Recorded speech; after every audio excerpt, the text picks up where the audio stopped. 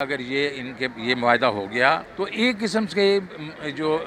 معیشت جو ہے وہ اب سٹرگل کر رہی ہے، اس سے تو رک جائے گی، ڈیفالٹ تو نہیں ہوگا، لیکن اس کا لانگ ٹرم سلوشن یہ ہے کہ ایک مستقل سویلین حکومت ایسی آنی چاہیے جو مضبوط ہو۔ ویلکم ناظرین، دی پاکستان ڈیلی کے ساتھ کمرزمان بھٹی آپ کی خدمت میں حاضر ہے۔ شوکت ترین صاحب ہمارے ساتھ موجود ہیں، وزیر خزانہ رہے ہیں اور پی ٹی آئی کے بہت ایکٹیو ترین leader. Sir, I M F کے ساتھ ایک ایگریمنٹ اب ہو گیا ہے۔ اچھا، میں صرف یہ جاننا چاہوں گا کہ جب آئی ایم ایف کے ساتھ آپ کے دور میں ایگریمنٹ ہوا تو اس سے پہلے خان صاحب آئی ایم ایف کے ساتھ ایگریمنٹ کے سخت مخالف تھے، آپ وہ مشیر ہیں جو ان کو اس طرف لے کے آئے۔ کون سا ایسا پوائنٹ آیا جب خان صاحب آئی ایم ایف کے ساتھ ایگریمنٹ کے باوجود اس سے پیچھے ہٹے اور اس کے بارے میں انہوں نے وائلیٹ کیا؟ کیا وجہ تھی، کیوں ایسا ڈیسیجن لیا گیا؟ پہلی بات تو یہ ہے کہ بالکل آپ کی بات درست ہے کہ خان صاحب جو ہیں کبھی بھی آئی ایم ایف کے پاس نہیں جانا چاہتے تھے، لیکن جب 19 ارب روپے کا جب کرنٹ اکاؤنٹ ڈیفیسٹ ہو، وہ ادھر ادھر انہوں نے ہاتھ پاؤں مارے، وہ اپنی دوست ممالک کے پاس گئے، ان کو نہیں پیسے مل سکے کیونکہ 2018-19 کے بیچ میں 29 ارب ڈالر کی پیمنٹس ہم نے کرنی تھی، ہمیں ضرورت تھی، اور میرے خیال میں خان صاحب 10-12 بلین 13 بلین اکٹھے کر سکے، تو وہ آئی ایم ایف کے پاس گیا۔ آئی ایم ایف نے ان کو ایک سخت قسم کا وہ دیا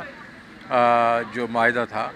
میں اس وقت نہیں تھا تو میری ایڈوائس نہیں تھی اس وقت، لیکن میں جب واپس آیا تو میں نے دیکھا کہ کئی ایسی شرائط تھی جو سخت تھی،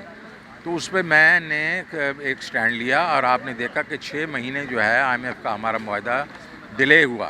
جو پچھلے سال میں جو مئی سے لے کے نومبر تک، اور میں نے جو ٹیکسز 700 ارب روپے کے وہ ٹیکسز لگانا چاہ رہے تھے، اور جو وہ کہہ رہے تھے کہ ایگزمپشنز ہم وڈرا کریں، میں نے اس کو آدھا کروایا۔ وہ کہہ رہے تھے کہ 5 روپے تقریباً 4.95 پیسے آپ بجلی کا نرخ بڑھا دیں، میں نے اس کو آدھا کروایا، اور پھر اس کے بعد جو اسٹیٹ بینک کی جو آزادی تھی اس میں بھی کئی شقیں تھیں جس میں نے ان کو ڈیلیوٹ کروایا۔ اب آپ نے کہا کہ آپ نے اس کے بعد جو ان کا کون سا ٹرننگ پوائنٹ آیا کہ جب آپ آئی ایم ایف کے نہیں، ہم نے کوئی ان کے ساتھ معاہدہ جو ہے اس میں کوئی وہ نہیں کی، ہم نے زیادتی نہیں کی، جو ہم نے جو فریز لگائی تھی اس کا ایک کاسٹ تھی، وہ کاسٹ تھی 486 ارب روپیہ، اس کو ہم نے فنڈ کیا، ہم نے اس ریونیو سے فنڈ کیا جس کا آئی ایم ایف کے ساتھ کوئی تعلق نہیں تھا، اور میں نے آئی ایم ایف کو جب سمجھایا، انہوں نے مجھے کہا صرف 2 چیزیں آپ ہمیں کر کے دے دیں، ایک تو جو پروونسز سے آپ 140 ارب روپے لے رہے ہیں لکھوا کے دے دیں، ہم نے کہا لکھوا دیں گے۔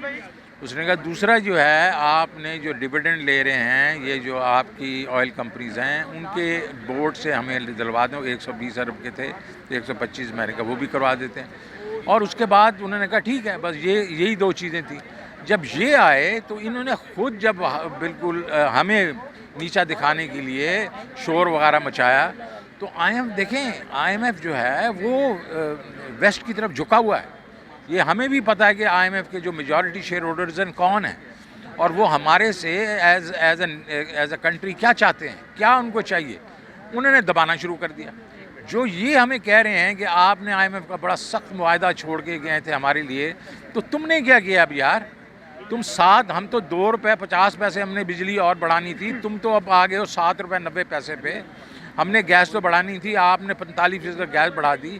ہم نے تو یہ جو ہے میکسیمم، یہ معاہدہ فروٹفل ہے جو ہونے جا رہا ہے؟ یہ معاہدہ تو بہت سخت معاہدہ ان کا ہے، اور یہ معاہدہ بھی ابھی تک جو انہوں نے یہ کہا ہے کہ ہاں اب ہمارا بورڈ اس کو دیکھے گا، اور اس کے بعد کچھ 3 سے 6 ہفتوں کے بعد میں ہم اس کو اپروو کرے گا، اور ابھی بھی آپ کو دبائیں گے، وہ معیشت سنبھلے گی؟